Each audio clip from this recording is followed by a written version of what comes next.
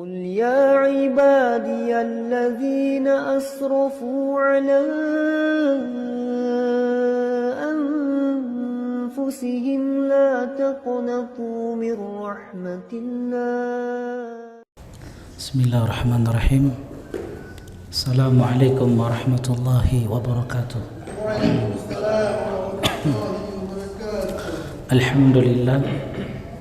الحمد لله الذي فقه من أراد به خيرا في الدين وشرع أحكام الحلال والحرام في كتابه المبين وعز العلم ورفع أهله الذين اتقوه وكانوا به عالمين. أشهد أن لا إله إلا الله وحده لا شريك له وبذلك أمرت وأنا من المسلمين وأشهد أن محمدا عبده ورسوله الذي أرسى قواعد الشرع وبينها أحسن تبيين صلى الله عليه وعلى آله وصحبه ومن تبعهم بإحسان إلى يوم الدين. أما بعد، يا أيها الذين آمنوا اتقوا الله حق تقاته ولا تموتن إلا وأنتم مسلمون. Ma'asyiral muslimin, jemaah sekalian, ikhwani wa akhwati fillah, hafizani wa hafizakumullah. Alhamdulillah, kembali kita berkumpul di tempat yang penuh berkah, di masjid yang sama-sama kita cintai, Masjid Khalid bin Walid, untuk melanjutkan kajian rutin kita dari pembahasan kitab Fikih Sirah Nabawiyah, mendulang hikmah dari perjalanan hidup manusia yang terbaik, Rasulullah sallallahu alaihi wasallam. Salawat dan salam semoga senantiasa tercurahkan kepada beliau, pada keluarga beliau, sahabat-sahabat beliau, dan orang-orang yang senantiasa istiqamah di dalam mempelajari sunnah-sunnah beliau sampai akhir zaman. Ma'asyiral muslimin, jamaah sekalian, hafizani wa hafizakumullah. Kita akan melanjutkan kitab Fikih Sirah Nabawiyah, dan kita masih pada pembahasan tentang baiat Aqabah yang pertama. Dan telah kita jelaskan pada pertemuan sebelumnya tentang sebab terjadinya baiat Aqabah yang pertama. Nah, teman-teman sekalian rahimani wa rahimakumullah, pada pertemuan kita kali ini kita akan menyebutkan beberapa hikmah yang dibawakan oleh penulis kitab berkaitan dengan peristiwa baiat Aqabah yang pertama, dan poin-poin baiat mereka di hadapan Nabi sallallahu alaihi wasallam adalah, yang pertama, tidak menyekutukan Allah Subhanahu wa taala dengan sesuatu apapun, tidak mencuri, tidak berzina, tidak membunuh anak, tidak berbuat dusta yang diada-adakan, tidak mendurhakai Nabi sallallahu alaihi wasallam. Inilah poin-poin yang mereka berjanji di hadapan Nabi sallallahu alaihi wasallam untuk mereka laksanakan. Dan telah kita sebutkan pada pertemuan sebelumnya tentang pengertian baiat itu sendiri. Baiat adalah sumpah setia, berjanji untuk melaksanakan sebuah perintah dan meninggalkan sesuatu. Dan mereka bersumpah setia di hadapan Nabi sallallahu alaihi wasallam untuk melaksanakan wasiat-wasiat dari Rasulullah sallallahu alaihi wasallam. Jemaah sekalian, ikhwani wa akhwati fillah, hafizani wa hafizakumullah. Kita akan sebutkan beberapa hikmah. Yang pertama di halaman 260. Hikmah yang pertama, kata penulis, Rasulullah sallallahu alaihi wasallam ketika menawarkan Islam kepada penduduk Madinah di Aqabah, Sebagian mereka berkata kepada sebagian lainnya, dia adalah nabi yang dijanjikan kedatangannya oleh orang-orang Yahudi, menandakan awal dari penerimaan mereka terhadap Rasulullah sallallahu alaihi wasallam. Walaupun mereka masih dalam keadaan musyrikin, tetapi informasi walaupun sedikit tersebut bermanfaat bagi mereka untuk mendapatkan hidayah dan menerima ajakan Nabi. Telah kita sampaikan pada pertemuan sebelumnya, suku Aus dan suku Khazraj ini dua kabilah terbesar yang ada di kota Yathrib. Mereka sering berperang, bahkan bertahun-tahun mereka berperang. Padahal dua kabilah ini bersaudara ya. Bersamaan dengan itu teman-teman sekalian, mereka juga sering berperang dengan orang-orang Yahudi. Bahkan orang-orang Yahudi itu mengancam mereka dengan kedatangan Rasulullah sallallahu alaihi wasallam, nabi akhir zaman. Dan mereka ancam dan mereka takuti suku Aus dan suku Khazraj dengan hadirnya Nabi sallallahu alaihi wasallam. Jadi mereka sudah ada pengetahuan tentang adanya nabi terakhir yang akan muncul di Jazirah Arab. Hal ini menggambarkan pentingnya ilmu, kedudukan dan fungsinya walaupun tidak berguna bagi seluruh Yahudi dalam memenuhi ajakan Rasul, tetapi berguna bagi sebagiannya yang implementasinya membenarkan dan mengimani kenabian di awal perjumpaan mereka, seperti yang akan kita jelaskan. Ibnu Katsir rahimahullahu ta'ala menyebutkan, tidak ada satu orang pun di Arab yang tidak mengetahui dan mendengar tentang Rasulullah sallallahu alaihi wasallam, baik kabilah Aus maupun Khazraj. Yang demikian karena mereka mendengarnya dari pemuka-pemuka Yahudi. Oleh karena itu, semakin banyak orang Islam membedah, menelaah, membudidayakan ilmu akan membantu individu muslim dalam beribadah dan berdakwah kepada Allah Subhanahu wa taala. Jadi hikmah yang pertama teman-teman sekalian rahimani wa rahimakumullah, pentingnya ilmu. Ilmu harus disampaikan. Orang terima ataupun mereka terima, maka ilmu ini harus disampaikan. Sebab ilmu itu memberikan manfaat. Makanya para ulama sering menyampaikan kepada kita, kenapa kita dimotivasi untuk senantiasa duduk menghadiri majelis ilmu? Karena di majelis ilmu kita akan mendapatkan kebaikan. Terkadang ada satu ilmu yang kita dapatkan dari majelis ilmu, yang dengan ilmu itu, satu ilmu yang kita dengarkan itu bisa merubah kehidupan kita. Bahkan bisa jadi dengan satu ilmu yang kita dapatkan dari majelis ilmu, dengannya kita masuk ke dalam surga Allah Subhanahu wa taala.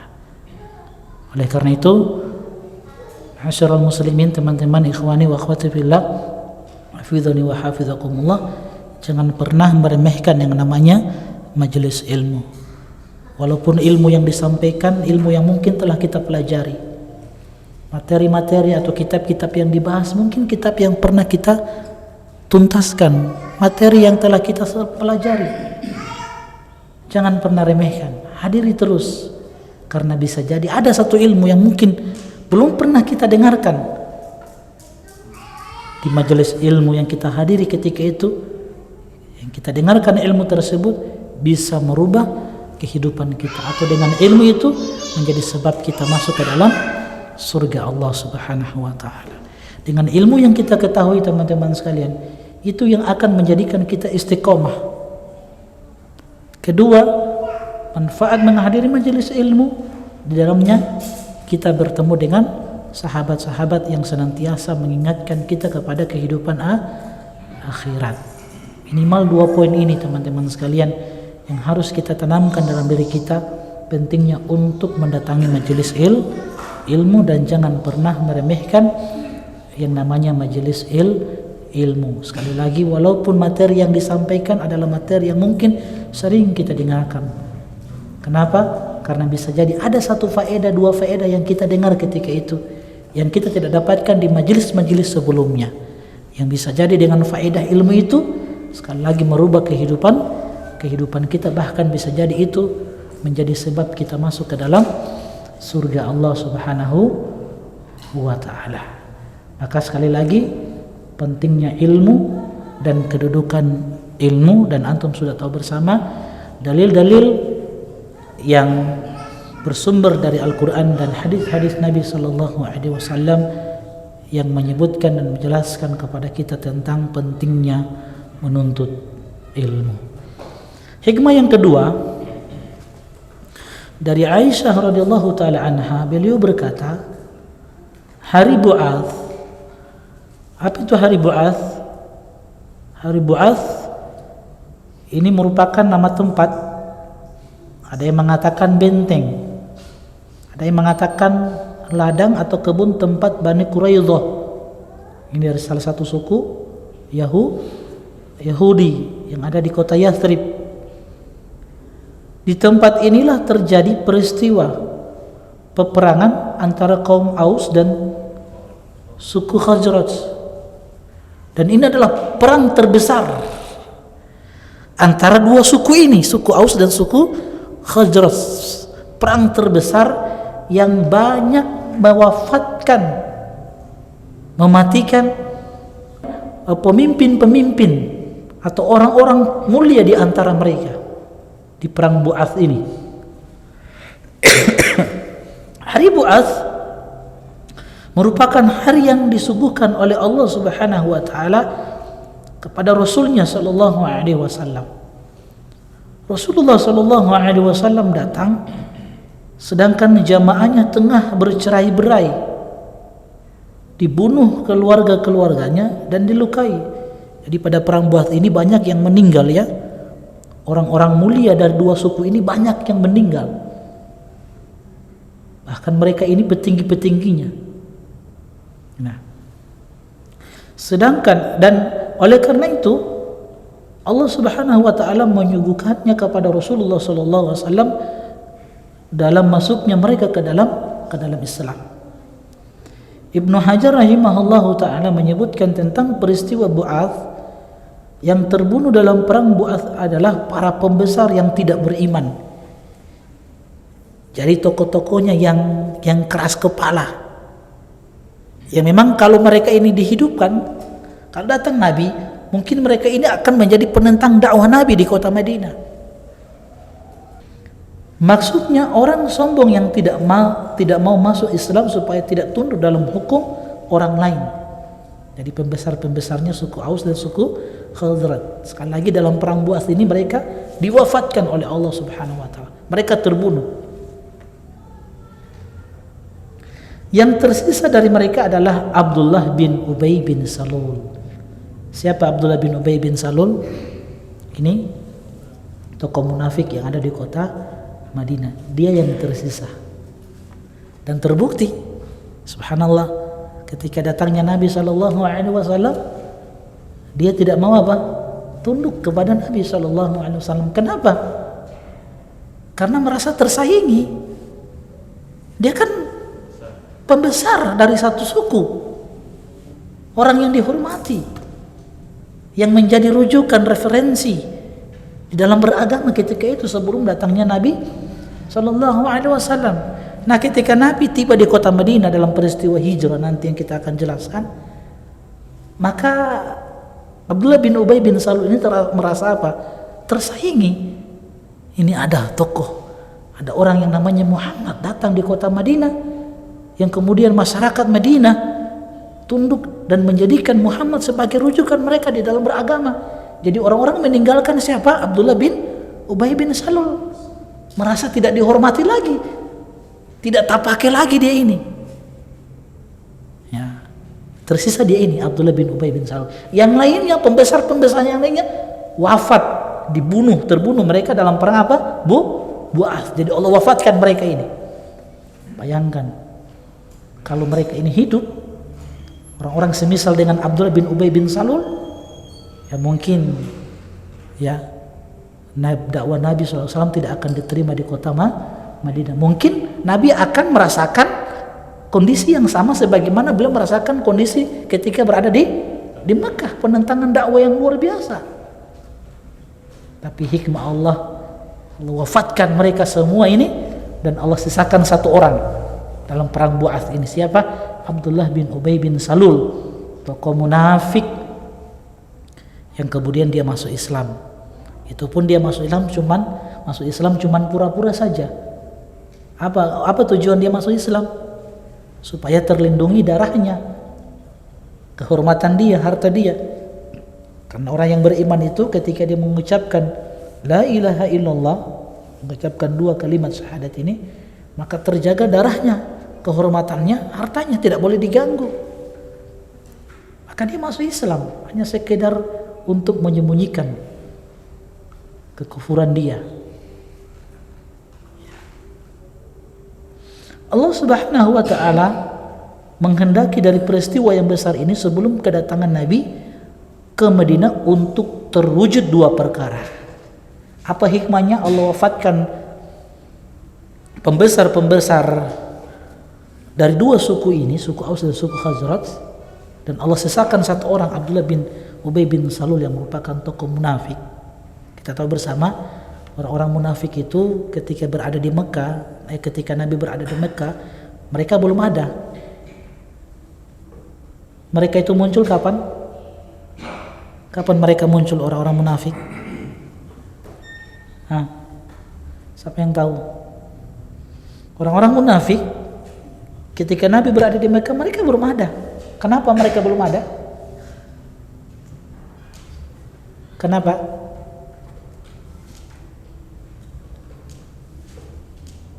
So ada orang yang beriman di Mekah toh ketika itu? Ada? Ada. Lantas kenapa orang-orang munafik belum ada di kota Mekah? Adanya mereka di Madinah. Karena di Mekah kekufuran masih menguasai kota Mekah ketika itu. Kaum muslimin lemah ketika itu. Orang-orang muslim masih berkuasa, masih berani dan terang-terangan menampakkan kekufuran mereka, penentangan mereka terhadap Islam, dan kaum muslimin tidak punya kekuatan untuk memerangi mereka ketika itu. Namun ketika Nabi hijrah ke kota Madinah pasca perang Badar, Allah kan berikan kemenangan kepada kaum muslimin ketika itu. Islam sudah kuat. Maka orang-orang yang punya kekufuran di dalam hati, ya, untuk bagaimana mereka terjaga harta dan kehormatan mereka, maka tidak ada jalan kecuali masuk Islam. Karena kalau mereka mau melawan tidak bisa. Mereka pasti akan dibunuh oleh Nabi sallallahu alaihi wasallam. Kalau ada orang musyrik terang-terangan di Madinah, ya, dan menentang dakwah Nabi, ya jelas terbunuh mereka.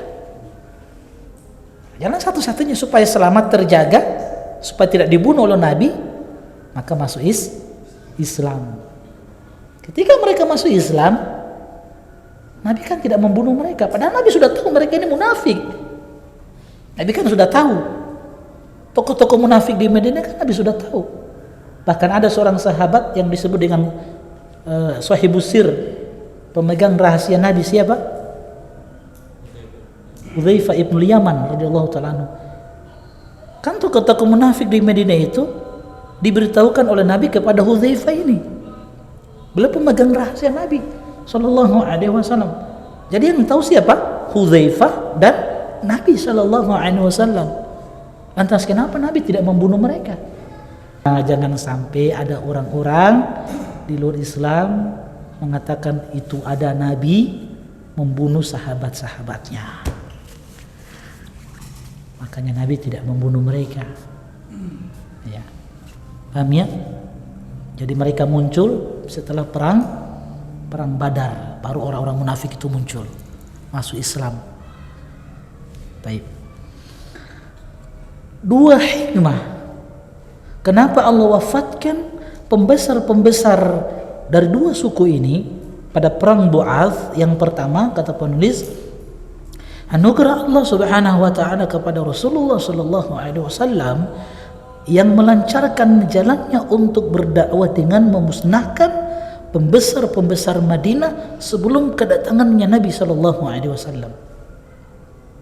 karena keberadaan mereka bisa menjadi penghalang yang serius bagi dakwah Rasulullah sallallahu alaihi wasallam.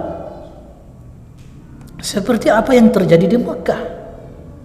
Sehingga Aqabah berikutnya tidak ikut campur terhadap orang yang membenci Islam. Oleh karena itu, jalan dakwah ke Madinah menjadi mulus karena pembesar-pembesar yang menentang Islam telah dimusnahkan, dibinasakan oleh Allah Subhanahu wa taala. Hal tersebut merupakan anugerah terbesar yang diberikan Allah Subhanahu wa taala kepada Rasulnya sallallahu alaihi wasallam, seperti dinukilkan oleh Aisyah di dalam hadisnya, Allah Subhanahu wa taala menyisakan seorang contoh dari pembesar-pembesar itu untuk mengingatkan tentang mereka dan tentang nikmat Allah atas nabinya dengan dimusnahkannya mereka sebelum kedatangan Nabi sallallahu alaihi wasallam. Contoh yang tersisa ini adalah Abdullah bin Ubay bin Salul. Jadi Allah ingin mengingatkan kepada nabinya dan kepada orang-orang yang beriman ketika itu, ingat, ini nikmat Allah Subhanahu wa taala. Jadi Allah sisakan satu orang, siapa? Abdullah bin Ubay bin Salul, supaya Allah ingin ingatkan bahwa ada nikmat Allah yang diberikan kepada kalian. Apa itu? Dibinasakannya pembesar-pembesar dari dua suku ini. Maka disisakan siapa? Abdullah bin Ubay bin Salul, supaya kalian tahu ada nikmat Allah yang diberikan kepada kalian. Yang kedua, supaya hati siap menerima Islam dan menampakkan kebesaran Islam bagi Ansor yang telah menyatukan mereka setelah perpecahan, menyamaikan kecintaan setelah permusuhan, keharmonisan setelah percecokan. Jadi kalau ada pembesar-pembesar ini, kalau masih ada mereka, nanti mereka ini yang akan membuat keributan, permusuhan dari dua suku ini. Paham? Walaupun mereka sudah masuk Islam, tapi kalau masih ada pembesar-pembesar ini yang benci, yang tidak mau beriman, kalau masih ada mereka, nanti mereka ini yang akan menjadi penyebab terjadinya perpecahan, yang akan membuat suku Aus dan suku Khazraj pasti bertempur dan berperang. Paham ya? Soalan itu? Tapi kita adzan dulu ya. Sallallahu Nabi Muhammad wa ala alihi wasallam.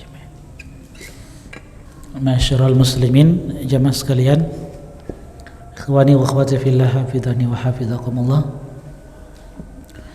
Hikmah yang ketiga, penulis mengatakan agama ini merupakan anugerah Allah, menyatukan hati dan menanamkan sifat kasih sayang kaum Aus dan Khazraj yang sebelumnya saling bermusuhan selama 120 tahun lamanya. Kedatangan Islam menyatukan mereka. Sekarang kita melihat peperangan di mana-mana, pertikaian dan pembunuhan merajalela. Bahkan sesama muslim pun berperang di antara mereka. Satu kelompok mengatakan Allahu Akbar, di kubu yang lain mengatakan Allahu Akbar, kalimat yang sama. Padahal Islam agama yang menyatukan. Kenapa bisa terjadi seperti itu? Oleh karena itu, bisa kita katakan seperti halnya Islam telah datang mendamaikan Aus dan Khazraj, maka tidak akan pernah damai hati umat sekarang melainkan dengan berpegang teguh kepada Islam dan berjalan di bawah naungannya, supaya manusia bisa saling merasakan persaudaraan. Seperti firman Allah Subhanahu wa taala, fa'allafa baina qulubikum fa asbahtum bi ni'matihi ikhwana. Jadi ayat ini berbicara tentang apa? Dua suku ini, suku Aus dan suku Khazraj, yang mereka selama 120 tahun lamanya berperang. Keluarga ini, suku ini membunuh bapak ini, yang satunya membunuh anaknya, membunuh pamannya. Pokoknya saling balas membalas. Darah dibayar dengan darah. Itu berlangsung selama 120 tahun lamanya. Tidak pernah tenang mereka. Tapi ketika Islam datang, menyatukan mereka. Sehingga mereka berkasih sayang. Bayangkan 120 tahun lamanya mereka bisa bersatu. Dengan apa? Dengan Islam yang dibawa oleh Nabi SAW. Makanya Allah ingatkan dalam surat Ali Imran ini, wa'tasimu bihablillahi jami'an wala tafarruqu. Hendaklah kalian berpegang teguh dengan tali Allah, dengan agama Allah, Al-Quran dan sunnah Nabi SAW. Yang keduanya dipahami dengan manhaj salaf. Wala tafarruqu, dan jangan kalian berpecah belah. Lantas bagaimana Ustaz kita dapati di zaman kita ini dua kubu yang bertengkar, berperang, dua-duanya berteriak Allahu Akbar, padahal Islam agama yang menyatukan. Lantas salahnya di mana? Allah telah tegaskan wa'tasimu bihablillahi wala tafarruqu. Berpeganglah kalian dengan tali Allah, Al-Quran dan sunnah Nabi SAW. Dengan pemahaman siapa? Generasi yang terbaik, salafus soleh, sahabat-sahabat Nabi SAW. Kalau Al-Quran dan sunnah kita pahami dengan pemahaman kita, itulah yang menjadikan kita ini bertengkar. Itulah yang menjadi sebab sebab yang terjadi perpecahan.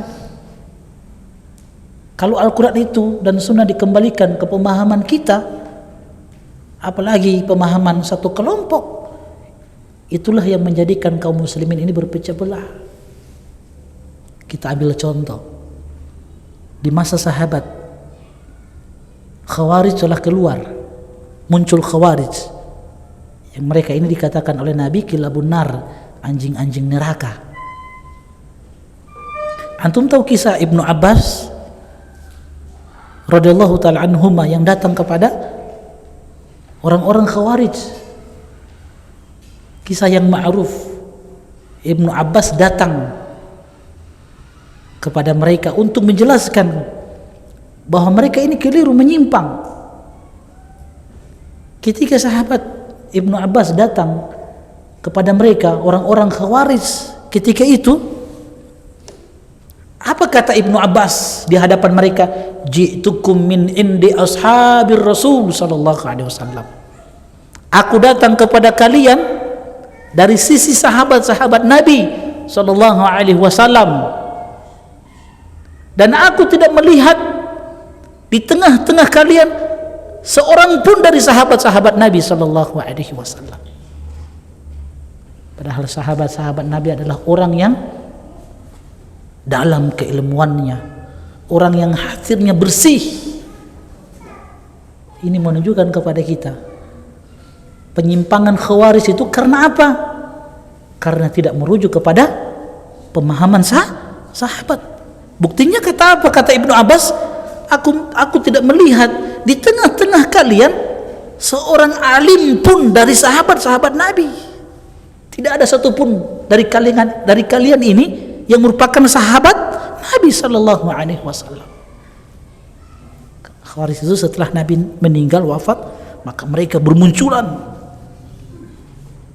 Alhamdulillah dengan izin Allah, sebagian besar dari mereka bertobat ketika itu. Dan sebagiannya pun tetap di atas penyimpangan mereka. Ini menjelaskan kepada kita adanya firqah-firqah yang menyimpang, yang mengaku sebagai seorang muslim. Kenapa mereka menyimpang? Contoh kecil Khawarij, karena mereka meninggalkan pemahaman manusia-manusia yang terbaik, sahabat-sahabat Nabi sallallahu alaihi wasallam. Wala tafarraqu, jangan kalian berpecah belah. Itu kan perintah Allah. Jaga ukhuwah, jaga kebersamaan. Sekali lagi, yang menjadi sebab kita ini bermusuhan? Pertama karena apa? Tidak merujuk kepada pemahaman para sahabat-sahabat Nabi Sallallahu Alaihi Wasallam. Yang kedua, kenapa ukhuwah kita terpecah belah? Karena adanya iblis. Selama iblis masih ada, dia akan terus mengadu domba kaum muslimin. Dan itu telah disabdakan oleh Nabi sallallahu alaihi wasallam, inna syaitana qad aisa an ya'budahul musalluna fi jazirah Arab. Iblis dan para tentaranya itu sudah berputus asa untuk disembah di jazirah Arab karena orang-orang sudah bertauhid ketika itu. Walakin fit tahrisi bainahum, tapi satu yang akan terus dilakukan oleh iblis dan para tentaranya, apa itu? At-tahris, mengadu domba di antara kaum muslimin, sehingga terjadi peperangan, bermusuhan antara satu muslim dengan muslim yang lainnya, satu kubu dengan kubu yang lainnya. Yang kedua kubu ini mengatakan apa? Allahu Akbar. Itu sebab yang kedua. Sebab yang ketiga apa? Karena ada dosa dan maksiat. Rasulullah SAW ketika menyebutkan tentang percocokan di dalam rumah tangga, sehingga yang menjadikan mereka itu berpisah, bercerai, Nabi katakan apa? Mata habba rajulani thumma iftaraqa illa bidhanbin yuhditsu ahaduhuma. Tidak ada dua orang yang berkasih sayang, yang menjalin cinta, thumma iftaraqa, kemudian keduanya berpisah, cerai keduanya, kecuali sebabnya dosa yang dilakukan oleh salah satu dari keduanya. Kalau bukan istri yang melakukan dosa, suami yang melakukan dosa, itu yang menjadi sebab kenapa keduanya berpisah, keluarganya amburadul, karena ada dosa dan maksiat. Paham? Jadi ini sebab-sebab yang menjadikan kaum muslimin itu berpecah belah. Maka kita berusaha bagaimana menjaga ukhuwah di antara kita, apalagi sesama ahlu sunnah, ya, lebih khusus lagi teman-teman yang berusaha untuk meniti jalan salafiyin ini. Jaga ukhuwah, jaga kebersamaan, karena itu perintah Allah, wa'tasimu bihablillahi jami'an wa la tafarraqu. Berpegang teguhlah kalian dengan tali Allah dan jangan kalian berpecah belah. Maka hal-hal yang perlu kita perhatikan dan kita jaga di dalam berukhuwah, bersahabat, berteman, yang pertama harus ta'abbud. Apa itu ta'abbud? Bangun ukhuwah, persahabatan, pertemanan itu karena Allah Subhanahu wa ta'ala. Kita cinta teman kita, kita sayang teman kita, sahabat kita karena Allah Subhanahu wa ta'ala. Karena kalau persahabatan ukhuwah tidak dibangun karena Allah Subhanahu wa ta'ala, cuman karena dunia, yang kita takutkan di akhirat nanti itu akan menjadi sebab permusuhan di antara kita. Al-akhila'u yawma idzin ba'duhum li ba'din aduwwun illal muttaqin. Orang-orang yang bersahabat dulu ketika di dunia, di hari itu, di hari kiamat nanti, ba'duhum li ba'din adu illal muttaqin. Sebagian dengan sebagian yang lain menjadi musuh, kecuali orang-orang yang bertakwa, kata Allah Subhanahu wa ta'ala. Makanya persahabatan, pertemanan itu ada 3 jenis. 2 teman yang harus kita hindari, jauhi dia sejauh-jauhnya. 1 teman yang harus kita jaga, kita pertahankan dia.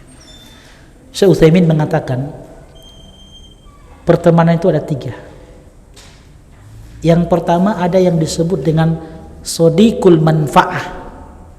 Apa itu sodiqul manfa'ah? Seseorang yang bersahabat, berteman dengan kita hanya untuk mendapatkan manfaat dunia, harta yang kita miliki. Selama dunia masih ada di kita, selama dunia masih mendekat kepada kita, dia akan bersahabat dengan kita. Tapi ketika dunia menjauh dari kita, dia akan tinggalkan kita. Itu namanya sodikul manfa'ah. Paham? Orang yang pertama ini, kata Syekh Utsaimin, la khaira fihi, tidak ada kebaikan untuk orang ini, tinggalkan, hindari orang ini. Siapa? Sodikul manfa'ah. Orang yang kedua yang disebut dengan sodikul ladzah. Apa itu sodikul ladzah? Teman yang sukanya hanya bersenang-senang dengan kita, tidak mengambil manfaat dari kita, dan kita pun tidak mendapatkan manfaat dari orang tersebut. Dia datang kepada kita hanya untuk bersenang-senang saja. Seperti orang yang kedua ini, kata Syekh Utsaimin, sama, la khaira fihi, tidak ada kebaikan. Tinggalkan, hindari orang seperti ini.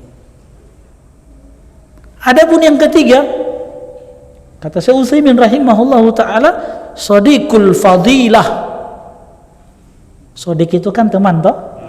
Sodikun, sodikoni. Apa jamaknya? Asdiko. Teman-teman. Yang ketiga, sodikul fadilah. Apa fadilah? Fadilah amal. Sodikul fadilah, sahabat yang punya keutamaan. Sahabat yang ketika dia datang kepada kita, dia senantiasa memberikan kebaikan kepada kita.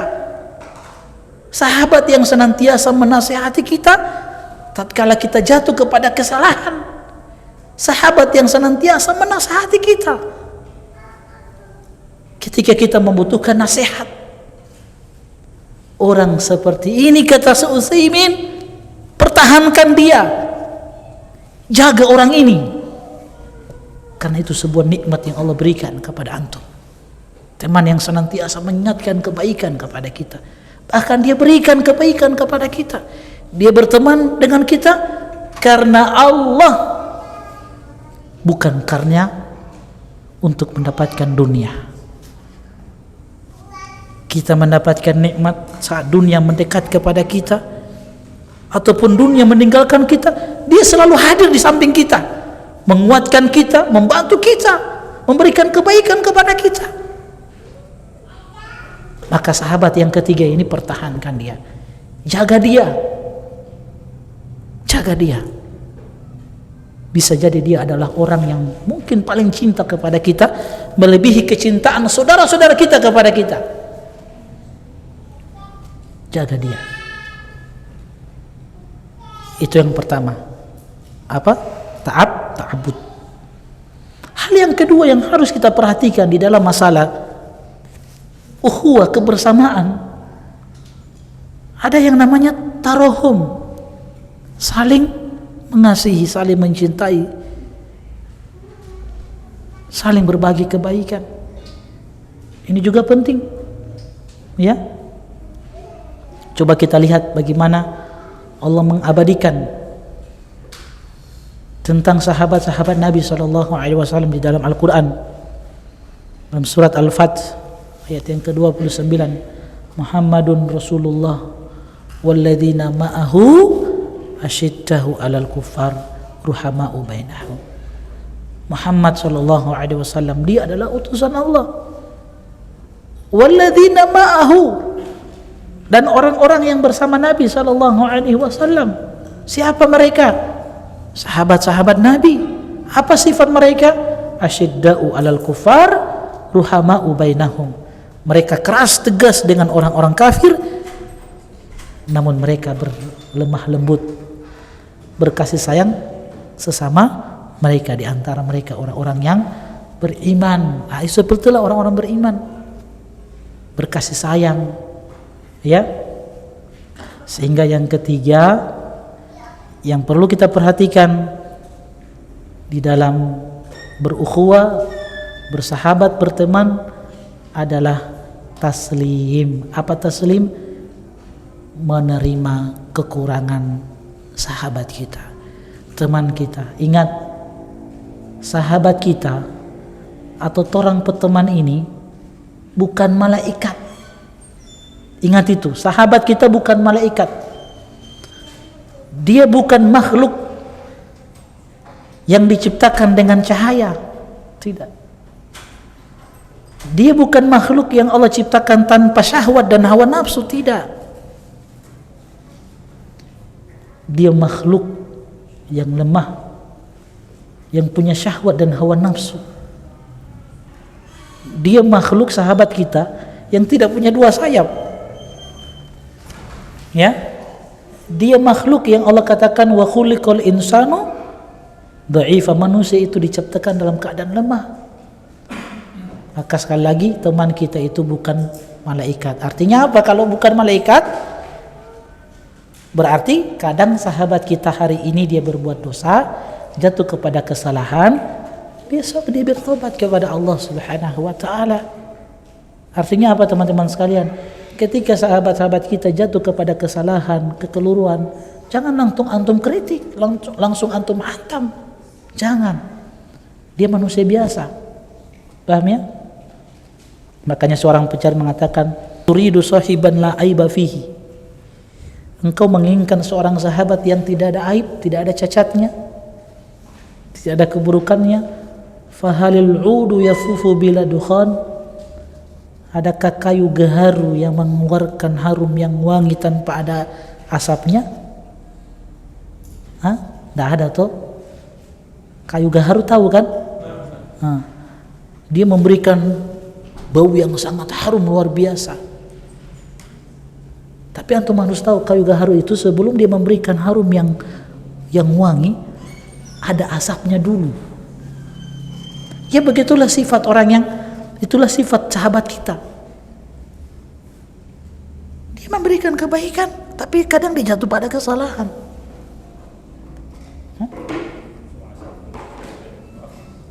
Paham ya?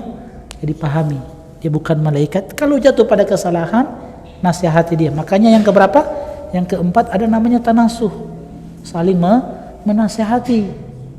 Itu bentuk kecintaan kita kepada sahabat. Dan yang kelima ada yang namanya tagofur. Tagofur itu saling mendoakan ampunan, kebaikan, ya. Semoga dengan doa kita kepada saudara kita itulah yang akan menguatkan persahabatan kita. Jelas ya? Ini yang keberapa? Ketiga. Keempat, Rasulullah SAW diutus di Mekah di tengah kabilahnya sendiri. Beliau terus menerus menawarkan dirinya lebih 10 tahun. Yang menerima seruannya hanyalah beberapa orang saja. Dia mendapatkan pertentangan, Nabi SAW mendapatkan pertentangan sengit dari kelompok mayoritas. Tetapi pertolongan datang dari kabilah lain di luar Mekah. Hal ini menunjukkan kepada kita bahwa dakwah Rasulullah SAW bukan dakwah khusus, tetapi dakwah universal mencakup seluruh manusia. Wa ma arsalnaka illa rahmatan lil alamin. Rasulullah SAW menawarkan dakwah kepada penduduk Mekah dan kabilah-kabilah yang datang ke Mekah. Siapa saja yang memenuhi seruannya dan membantunya, itulah yang utama. Jadi kadang teman-teman sekalian, kalau kita berdakwah, mungkin di daerah kita dan mungkin orang-orang yang ada di sekitar kita tidak menerima dakwah kita, bisa jadi orang di luar daerah kita yang akan menerima dakwah ini. Ya, kalaupun ada masyarakat di sekitar ini tidak menerima dakwah ini, jangan putus asa. Bisa saja ada orang di kampung sebelah yang akan menerima dakwah ini. Sehingganya jangan pernah berputus asa. Ya, yang kelima, berdasarkan paparan di atas, kita dapat melihat pengorbanan Nabi SAW yang luar biasa yang dilakukan oleh Rasulullah SAW di dalam berdakwah kepada Allah Ta'ala. Beliau berdakwah siang dan malam tanpa mengenal jenuh dan bosan sedikit pun. Lihat, antum garis bawahi kalimat ini. Beliau SAW berdakwah siang dan malam tanpa mengenal jenuh dan bosan sedikit pun. Sekalipun mereka menolaknya, beliau tetap tidak pernah berputus asa. Kita sebagai pengikut Nabi SAW harusnya mengikuti sifat beliau ini. Jangan pernah jenuh belajar ilmu. Jangan pernah bosan di dalam menyampaikan kebaikan. Nabi siang dan malam terus menyampaikan kebaikan. Sehingga yang namanya belajar menuntut ilmu jangan pernah bosan dan jangan pernah kita jenuh, sehingga dengan itu kita tinggalkan majelis ilmu. Kalau mulai jenuh, bosan, sudah memang tabiat manusia seperti itu. Butuh yang namanya refreshing. Yang keenam, hikmah yang keenam, kemenangan kadang-kadang datang pada masa dan tempat yang tidak diprediksikan. Rasulullah SAW menawarkan kepada kabilah-kabilah Mekah, tetapi tidak membuahkan hasil. Penawaran yang sama dilakukan kepada sekelompok Khazraj. Kelompok ini membuahkan hasil, merupakan pembuka kemenangan dan inti kebaikan dari penerimaan dakwah dan kesiapan membantu berdakwah. Kelompok inilah yang dicari-cari oleh Nabi selama bertahun-tahun dakwahnya mengajak kabilah. Yang ketujuh, berdasarkan hadis Ubadah bin Samit radhiyallahu taala anhu yang dikomentari oleh jumhur ahli sejarah, terjadi pada Baiat Aqabah pertama, kita melihat bahwa Rasulullah SAW mengawali baiat. Beliau mengawali dengan ajakan tidak menyekutukan Allah, di mana beliau mengatakan, berbaiatlah kalian kepadaku untuk tidak menyekutukan Allah dengan sesuatu apapun. Hal ini merupakan syarat pertama yaitu tidak menyekutukan Allah dengan mengesahkan Allah Ta'ala dalam beribadah dan tauhid. Merupakan rangkuman dakwah Rasulullah SAW dan para nabi serta para da'i kapanpun dan dimanapun. Firman Allah Subhanahu wa ta'ala, wa ma arsalna min qablika min rasulin illa nuhi ilaihi annahu la ilaha illa ana fa'budun. Dan kami tidak mengutus seorang rasul pun sebelum kamu, wahai Muhammad sallallahu alaihi wasallam, melainkan kami wahyukan kepadanya bahwasanya tidak ada sesembahan yang berhak untuk diibadahi melainkan aku, kata Allah, maka sembahlah olehmu sekalian akan aku. Inilah yang patut diingat oleh setiap individu muslim. Tauhid merupakan pondasi dan dasar keesahan Tuhan dalam beribadah. Itu tuntunan yang pertama dan utama. Tidak boleh individu muslim menghinakan dirinya dalam kemusyrikan, kebid'ahan, khurafat. Setiap perbuatan yang menafikan tauhid dan menafikan kesempurnaan tauhid. Siapa saja yang mengajarkan sesuatu sesuai dengan tauhid, maka ada harapan mendapatkan pengampunan. Barang siapa mengerjakan sesuatu tanpa tauhid, maka tidak ada sedikit pun nilai amal baginya. Allah Subhanahu wa taala berfirman, "Walaqad uhiya ilaika wa ilal ladzina min qablik la in asyrakta la yahbatanna 'amaluk wa la takunanna minal khasirin." Dan sesungguhnya telah diwahyukan kepadamu wahai Muhammad sallallahu alaihi wasallam dan kepada nabi-nabi sebelummu, jika kalian mempersekutukan Allah, niscaya terhapuslah amalan-amalan kalian dan kalian termasuk orang-orang yang merugi. Jadi teman-teman sekalian, hikmah yang ketujuh ini mengajarkan kepada kita di dalam kehidupan ini hendaklah yang kita prioritaskan adalah tauhid, khususnya bagi orang-orang yang baru hijrah. Maka amalan yang pertama yang harus dia jaga dan dia perhatikan, yang dia perbaiki adalah tauhid, akidah dia benarkan. Sekarang yang kita dapati orang-orang yang baru berhijrah cuman merubah penampilan saja. Dia pakai cadar, jilbab panjang, jenggotan, cingkrang, tapi dia tidak memberikan perhatian yang besar terhadap tauhid. Kenapa kita katakan ini adalah prioritas utama?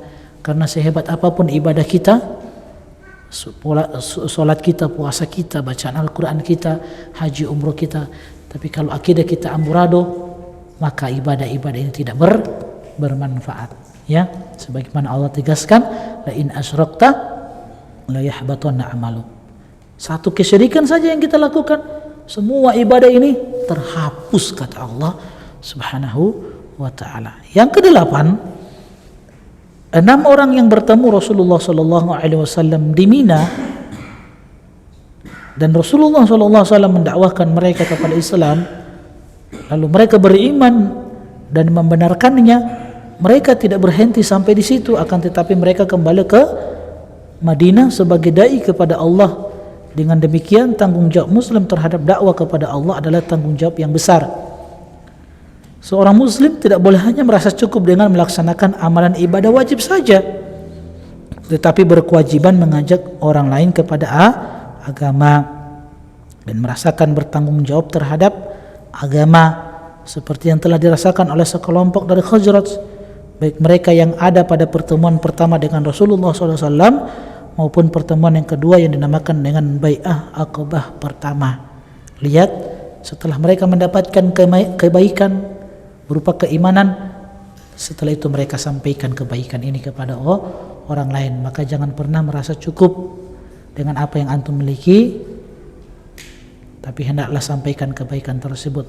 Sebagaimana sabda Nabi, la yu'minu ahadukum hatta yuhibba li akhihi ma yuhibbu li nafsi. Tidak akan sempurna keimanan salah seorang di antara kalian sampai betul-betul kalian mencintai orang lain sebagaimana kalian mencintai diri-diri kalian. Cintai orang lain karena Allah, sebagaimana kita berbuat baik kepada tetangga kita, ya, kita berikan kebaikan kita kepada mereka, maka ini akan menjadi sebab sempurnanya keimanan kita, kata Nabi SAW. Terakhir, yang ke-9, disyariatkan pengiriman dai dan pengutusan mereka ke pelosok-pelosok untuk mengajarkan dan menyeru manusia kepada Allah Subhanahu wa taala, untuk meneladani Rasulullah sallallahu alaihi wasallam sewaktu mengirimkan Mus'ab bin Umair radhiyallahu taala anhu ke Madinah untuk mendakwahkan manusia dan mengajari mereka. Sehingganya teman-teman sekalian rahimani wa rahimakumullah, perlu ada di antara mereka yang kita lihat teman-teman yang punya potensi untuk kita kirim belajar ke luar daerah, yang kemudian setelah mereka selesai dari belajar, mereka nantinya akan berdakwah. Paham ya? Ini penting dan itu disyariatkan. Disyariatkan sebagaimana Nabi sallallahu alaihi wasallam mengirim siapa? Mus'ab bin Umair ke kota Yathrib ketika itu untuk mendakwakan Islam. Dari Mus'ab lah maka banyak sahabat-sahabat yang beriman kepada Nabi sallallahu alaihi wasallam, bahkan mereka merupakan pembesar-pembesar di kaumnya mereka, yang mereka menjadi pejuang-pejuang dakwah yang menemani Nabi sallallahu alaihi wasallam di dalam menyampaikan Islam yang mulia. Sekali lagi, perlu ada dari kita ini yang belajar di luar, yang kemudian nanti dia akan memberikan kebaikan di masyarakat kita. Mudah-mudahan bermanfaat. Ini saja yang dapat Ana sampaikan. Nanti insya Allah pada pertemuan selanjutnya kita akan masuk pada peristiwa yang ketiga, yaitu peristiwa apa? Bai'at Aqabah yang kedua. Allahu ta'ala alam. Subhanakallahumma bihamdik, asyhadu an la ilaha illa anta, astaghfiruka wa atubu ilaik. Assalamualaikum warahmatullahi wabarakatuh. قل يا عبادي الذين أسرفوا على أنفسهم لا تقنطوا من رحمة الله